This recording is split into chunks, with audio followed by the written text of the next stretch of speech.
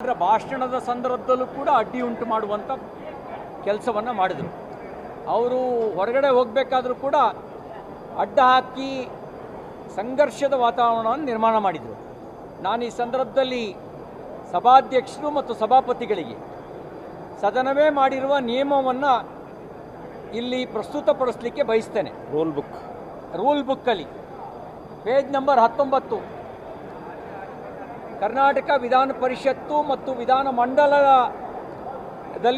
ನಿಯಮಾವಳಿ ಕುರಿತಾಗಿ ಮಾಡಿರ್ತಕ್ಕಂಥ ನಮ್ಮ ನಿಯಮಾವಳಿಗಳ ಪುಸ್ತಕ ಇದರಲ್ಲಿ ಹೇಳುತ್ತೆ, ರಾಜ್ಯಪಾಲರ ಭಾಷಣದ ಅವಧಿಯಲ್ಲಿ ಅನುಸರಿಸಬೇಕಾದ ಕ್ರಮ ಸಂವಿಧಾನದ 175 ಅಥವಾ 176ನೇ ಅನುಚ್ಛೇದದ ಮೇರೆಗೆ ವಿಧಾನಮಂಡಲದ ಉಭಯ ಸದನಗಳು ಒಟ್ಟಿಗೆ ಸೇರುವಾಗ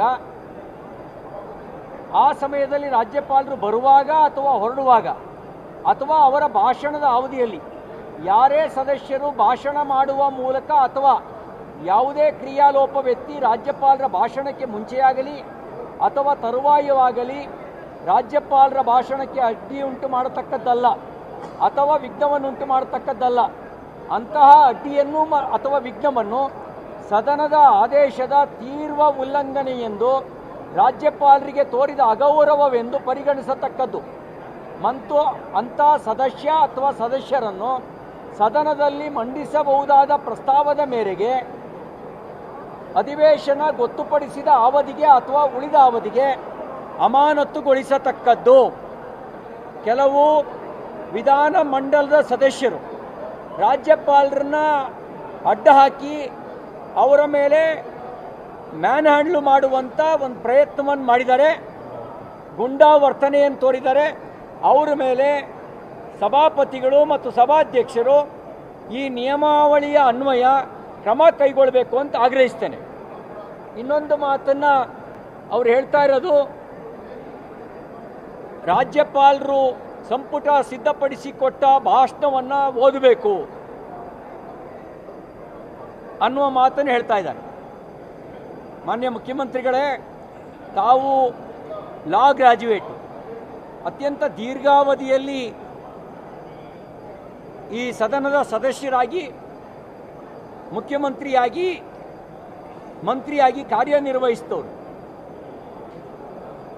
ರಾಜ್ಯಪಾಲರ ಭಾಷಣವನ್ನು ತಮ್ಮ ಸರ್ಕಾರದ ಕಾರ್ಯದ ಅವಲೋಕನ ಮಾಡಿಕೊಳ್ಳೋಕ್ಕೆ, ಕಾರ್ಯಯೋಜನೆಯ ಮುನ್ನೋಟವನ್ನು ಪ್ರಸ್ತುತಪಡಿಸೋದಕ್ಕೆ ಸದ್ಬಳಕೆ ಮಾಡಿಕೊಳ್ಬೇಕಾಗಿತ್ತು. ನೀವು ಸದ್ಬಳಕೆ ಮಾಡಿಕೊಳ್ಳೋದ್ರ ಬದಲಿಗೆ ಕೇಂದ್ರದ ವಿರುದ್ಧ ರಾಜ್ಯವನ್ನು ಸಂಘರ್ಷಕ್ಕೆ ತಯಾರು ಮಾಡುವ ರೀತಿಯಲ್ಲಿ ಕೇಂದ್ರ ಸರ್ಕಾರದ ವಿರುದ್ಧ ಸುಳ್ಳು ಹೇಳೋದಕ್ಕೆ, ಅಪಪ್ರಚಾರ ಮಾಡೋದಕ್ಕೆ, ಅವರ ಭಾಷಣವನ್ನು ದುರ್ಬಳಕೆ ಮಾಡಿಕೊಳ್ಳುವ ಪ್ರಯತ್ನವನ್ನು ನೀವು ಮಾಡಿದಿರಿ. ಇದು ಸಂವಿಧಾನದ ಆಶಯಕ್ಕೆ ವಿರುದ್ಧವಾಗಿರುವ ಸಂಗತಿ. ಮತ್ತು ಕೇಂದ್ರದ ವಿರುದ್ಧ ಅಪಪ್ರಚಾರ ಮಾಡಿದ ಮಾತ್ರ ಅಲ್ಲ, ತಮ್ಮ ರಾಜ್ಯ ಸರ್ಕಾರದ ಬಗ್ಗೆಯೂ ಕೂಡ ವಾಸ್ತವ ಸ್ಥಿತಿಗೆ ವಿರುದ್ಧವಾಗಿ ತಮ್ಮನ್ನು ತಾವು ಹೊಗಳ್ಕೊಳ್ಳೋ ಪ್ರಯತ್ನ ಮಾಡಿದ್ದೀರಿ. ಒಂದು ಶಾಂಪಲ್ ಹೇಳಕ್ಕೆ ಬಯಸ್ತೇನೆ. ಕರ್ನಾಟಕ ರಾಜ್ಯದ ಪೊಲೀಸ್ ಕಾರ್ಯವೈಖರಿ ದೇಶಕ್ಕೆ ಮಾದರಿ ಅಂತ ಹೇಳಿದಿರಿ. ಯಾವುದು ದೇಶಕ್ಕೆ ಮಾದರಿ? ಇತ್ತೀಚೆಗೆ ಹಿರಿಯ ಪೊಲೀಸ್ ಅಧಿಕಾರಿಗಳ ರಾಸಲೀಲೆ ಪ್ರಕರಣ ದೇಶಕ್ಕೆ ಮಾದರಿನಾ? ದರೋಡೆಯಲ್ಲಿ ಪೊಲೀಸ್ ಇಲಾಖೆಯರೇ ಸಹಭಾಗಿಯಾಗಿದ್ದು ಅದು ದೇಶಕ್ಕೆ ಮಾದರಿನಾ? ಡ್ರಗ್ಸ್ ಹಾವಳಿ ರಾಜ್ಯವನ್ನೆಲ್ಲ ವ್ಯಾಪಿಸಿರೋದು ದೇಶಕ್ಕೆ ಮಾದರಿನಾ? ಯಾವುದನ್ನು ನೀವು ದೇಶಕ್ಕೆ ಮಾದರಿ ಅಂತ ಹೇಳಲಿಕ್ಕೆ ಬಯಸ್ತೀರಿ?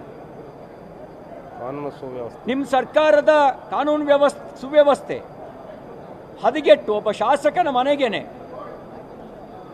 ಬಂದೂಕು ಚಲಾಯಿಸಿ ಒಬ್ಬ ಅಮಾಯಕನನ್ನು ಕೊಂದಿದ್ದು ಅದು ದೇಶಕ್ಕೆ ಮಾದರಿನಾ?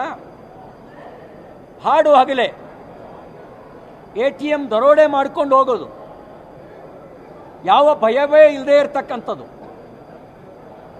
ಅದು ದೇಶಕ್ಕೆ ಮಾದರಿನಾ? ಯಾವುದನ್ನು ನೀವು ದೇಶಕ್ಕೆ ಮಾದರಿ ಅಂತ ಹೇಳಿ ಬಯಸ್ತೀರಿ? ಇದು ಯಾವುದು ದೇಶಕ್ಕೆ ಮಾದರಿ ಆಗಲ್ಲ. ಕರ್ನಾಟಕ ರಾಜ್ಯದ ಜನ ತಲೆ ತಗ್ಗಿಸುವ ಘಟನೆಗಳಾಗ್ತವೆ. ಹಾಗಾಗಿ ನೀವು ಸಂವಿಧಾನದ ಆಶಯಕ್ಕೆ ವಿರುದ್ಧವಾಗಿ ನಡ್ಕೊಂಡಿದ್ದೀರಿ. ರಾಜ್ಯಪಾಲರನ್ನು ದುರ್ಬಳಕೆ ಮಾಡ್ಕೊಳ್ಳೋ ಪ್ರಯತ್ನ ಮಾಡಿದ್ದೀರಿ.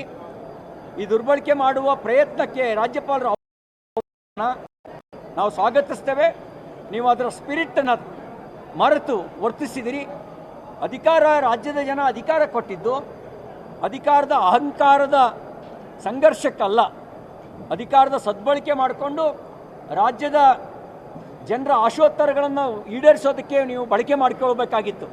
ಅದ್ರ ಬದಲಿಗೆ ದುರ್ಬಳಕೆ ಮಾಡಿಕೊಳ್ಳೋ ಪ್ರಯತ್ನ ಮಾಡಿದಿರಿ. ಇದನ್ನು ನಾವು ಖಂಡಿಸ್ತೇವೆ.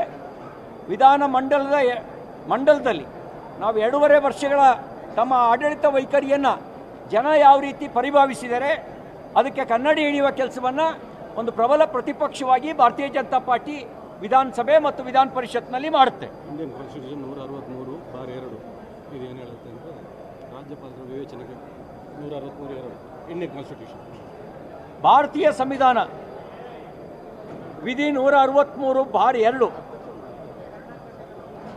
ಸಂವಿಧಾನದ ಮೂಲಕ ಅಥವಾ ಅದರ ಮೇರೆಗೆ ರಾಜ್ಯಪಾಲನು ತನ್ನ ಎಲ್ಲ ಪ್ರಕಾರ್ಯಗಳನ್ನು ಅಥವಾ ಯಾವುದೇ ಪ್ರಕಾರ್ಯವನ್ನು ತನ್ನ ವಿವೇಚನಾನುಸಾರ ಚಲಾಯಿಸಲು ಅಗತ್ಯಪಡಿಸಿರುವ ಮಟ್ಟಿಗೆ ಹೊರತು ತನ್ನ ಪ್ರಕಾರ್ಯಗಳನ್ನು ನಿರ್ವಹಿಸಲಿ ನೆರವು ಮತ್ತು ಸಲಹೆ ನೀಡಲು ಮುಖ್ಯಮಂತ್ರಿ ನೇತೃತ್ವದ ಮಂತ್ರಿಮಂಡಲ ಇರತಕ್ಕದ್ದು. ಆದರೆ ಅದರ ಮೇಲೆ ಸಲಹೆ ನೀಡಬಹುದೇ ಹೊರತು ಆ ಸಲಹೆಯನ್ನು ಹೊರತುಪಡಿಸಿ ರಾಜ್ಯಪಾಲರು ಹೀಗೇ ಮಾಡಬೇಕು ಅಂತ ಆದೇಶ ಮಾಡುವ ಅಧಿಕಾರವನ್ನು ಮಂತ್ರಿಮಂಡಲ ಹೊಂದಿಲ್ಲ.